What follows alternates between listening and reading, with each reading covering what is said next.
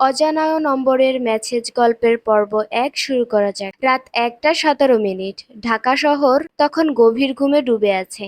বাইরে মাঝে মাঝে একটা দুইটা গাড়ির শব্দ ছাড়া পুরো পরিবেশ নীরব। রাস্তার লাইটগুলো ঝাপসা আলো ছড়াচ্ছে। একটা ছোট ফ্ল্যাটের ভিতর রিফাত বসে আছে। ল্যাপটপটা বন্ধ হয়ে গেছে কিছুক্ষণ আগে। সে চেয়ারে হেলান দিয়ে ফোন স্ক্রল করছিল।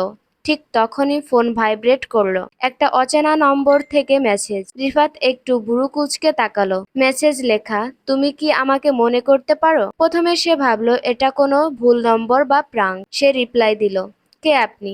কয়েক সেকেন্ড নীরবতা। তারপর আবার মেসেজ এলো, আমি সেই মানুষ যাকে তুমি একসময় তোমার জীবনের চেয়েও বেশি ভালোবাসতে। এই লাইনটা পড়ার পর রিফাতের আঙ্গুল থেমে গেল। তার বুকের ভেতর অদ্ভুত একটা অনুভূতি হলো। না ভয় না চেনা, মাঝামাঝি কিছু একটা।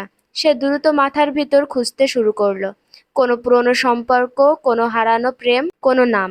কিন্তু কিছুই মনে পড়ছে না। রিফাত আবার লিখলো, আপনি আমাকে চিনেন? আমি আপনাকে চিনি না, আপনি ভুল করছেন। এবার উত্তর এলো একটু দেরিতে, তুমি চিনবে, কিন্তু তুমি এখন ভুলে আছো। এই লাইনটা পড়ে রিফাত এবার বিরক্ত হয়ে গেল। সে ফোনটা রেখে দিতে যাচ্ছিল, ঠিক তখনই আরেকটা মেসেজ, তুমি কি পুরনো জিনিসগুলো সত্যিই ভুলে যেতে পারো? রিফাত এবার একটু উঠে দাঁড়ালো। তার মাথায় ঘুরছে হাজার প্রশ্ন। কে এই মানুষটা? আমি কি সত্যিই কিছু ভুলে গেছি? পরের দিন সকালে সূর্যের আলো জানালা দিয়ে ঘরে ঢুকছে, কিন্তু রিফাতের ঘুম হয়নি। সে সারা রাত ওই মেসেজগুলোর কথা ভেবেছে। অফিসে যাওয়ার সময়ও তার মন অস্থির। ল্যাপটপ খুললেও চোখ যাচ্ছে না স্ক্রিনে। ঠিক তখন আবার ফোন ভাইব্রেট করলো। একই অচেনা নম্বর। মেসেজ, আজ দুপুর 1টা 30-এ তুমি যেখানে লাঞ্চ করবে আমি সেখানে থাকবো। রিফাত এবার আর চুপ করতে থাকতে পারলো না। সে মনে মনে বলল, আজ এই মানুষটাকে আমি সামনাসামনি দেখব। দুপুর 1টা 30,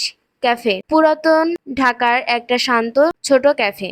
ভিতরে হালকা মিউজিক বাজছে, কাস্টমার কম। রিফাত ধীরে ধীরে ঢুকলো, চোখ চারদিকে ঘুরালো। ঠিক তখনই সে থমকে গেল। জানালার পাশে একটা মেয়ে বসে আছে। সাদা শাড়ি, খোলা চুল, চোখে অদ্ভুত একটা শান্ত দৃষ্টি। যেন সে অনেক আগে থেকেই জানতো রিফাত আসবে। মেয়েটা ধীরে মাথা তুলে তাকালো। চোখাচোখি হতেই রিফাতের বুকের ভেতর একটা অজানা ধাক্কা লাগলো। মেয়েটা উঠে এলো, একটু হাসলো, বলল, তুমি দেরি করেছো। রিফাত অবাক হয়ে গেল। আপনি কে? মেয়েটা কোনো উত্তর না দিয়ে টেবিলে একটা ছবি রাখলো। রিফাত ছবিটা হাতে নিতেই তার শরীরটা ঠান্ডা হয়ে গেল। ছবিতে সে নিজে আর এই মেয়েটা একসাথে দাঁড়িয়ে আছে, হাসছে। একটা পার্কের মতো জায়গা। ছবিটা পুরনো, একটু বিবর্ণ। রিফাত কাপা গলায় বলল, এই ছবি কোথা থেকে পেলেন? এটা সম্ভব না।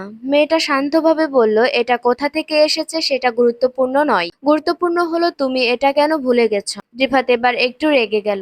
আমি আপনাকে চিনি না, এই ছবি ভুয়া হতে পারে। মেয়েটা এবার একটু কাছে ঝুঁকে বলল, তুমি না চিনলেও আমি তোমাকে কখনো ভুলিনি। এই কথাটা শুনে রিফাত চুপ হয়ে গেল, কারণ কথাটার কোনো নাটক ছিল না। ছিল এক ধরনের বাস্তবতা। ঠিক তখনই মেয়েটার ফোনে বেজে উঠল। সে স্ক্রিনের দিকে তাকালো। তার মুখের অভিব্যক্তি হঠাৎ বদলে গেল।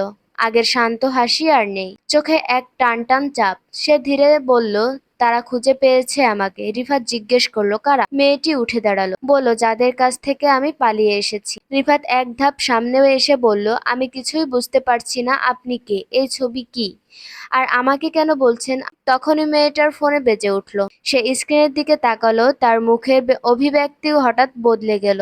আগের শান্ত হাসি আর নেই, চোখে এক টান টান চাপ। সে ধীরে বলল, তারা খুঁজে পেয়েছে আমাকে। রিফাত জিজ্ঞেস করলো, কারা? মেয়েটি উঠে দাঁড়ালো, বলল, যাদের কাছ থেকে আমি পালিয়ে এসেছি। রিফাত এক ধাপ সামনেও এসে বলল, আমি কিছুই বুঝতে পারছি না, আপনি কে? এই ছবি কি? আর আমাকে কেন বলছেন আপনি আমাকে চেনেন?